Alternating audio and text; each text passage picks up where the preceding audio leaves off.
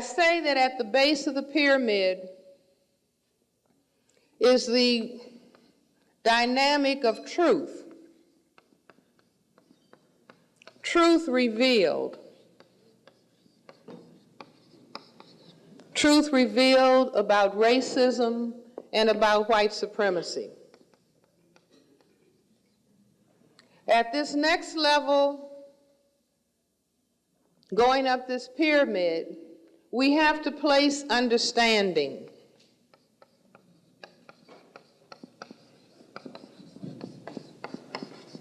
Because we not only have to reveal truth, but we have to have an understanding in depth of what it is that we have revealed. And then we have all of the areas of people activity: economics, education, entertainment, labor, law, politics, religion, sex, and war. Those are the areas of people activity through which we have to express our understanding and our knowledge of truth.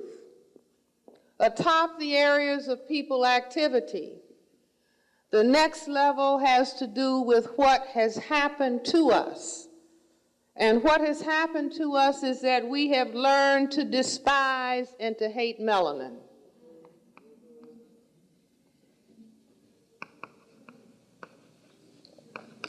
And as a result of that, we do not have unity and we do not have the force and power that we need to bring about justice.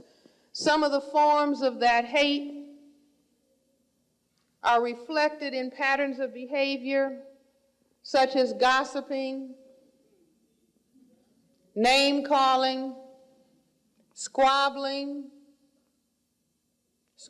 with one another, cursing one another, being discourteous, being disrespectful, stealing from one another, robbing one another, fighting one another, killing one another, using and selling drugs to one another. This is the power of racism and the power of white supremacy. Throwing down trash, making children believe that they can be adequate mothers and fathers, leading to teen pregnancy, pretending that racism does not exist. And then we're going to put at the next layer of the pyramid some things that we were taught in the Principles of Kwanzaa by Ron Kawenga, some things that we need to focus on. I may not have them in order, and if I forget any of them, help me out. Unity, purpose, creativity, faith,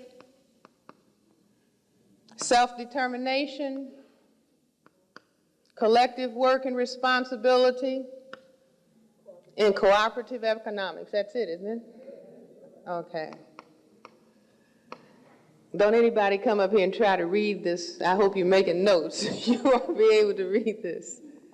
Atop that, we are going to put something from the work of Neely Fuller, the 4 uses of time for the victims of white supremacy. He has suggested and recommended that we discipline ourselves and use our time, energy in 4 ways and 4 ways alone. Number 1 is constructive conversation. Constructive conversation is discussions about racism and how we're going to solve the problem of white supremacy. Constructive activity, that means building, repairing, making, entrepreneuring, all kinds of things that are constructive activity. 3, sufficient eating and sleeping, and hold your seats. Sexual intercourse no more than twice a week so you stop worrying about it.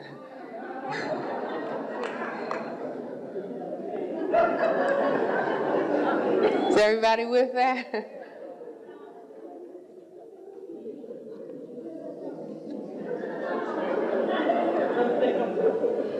Now, this is what we are trying to achieve. It is a difficult task, but so was it difficult to build the original pyramid. Lifting those gigantic stones that constructed the original pyramid is something akin to what it is that we must do to bring about this revolution so that there is justice on the planet and that there is peace in the universe.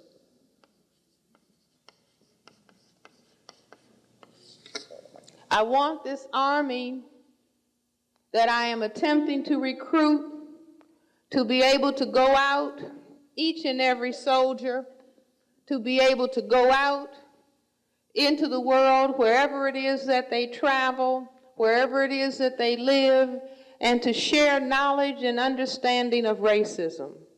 I think that one of our greatest challenges and one of the things that is going to bring us very great results is that when we use the word racism, to be able to say exactly and very clearly what it is that we are talking about.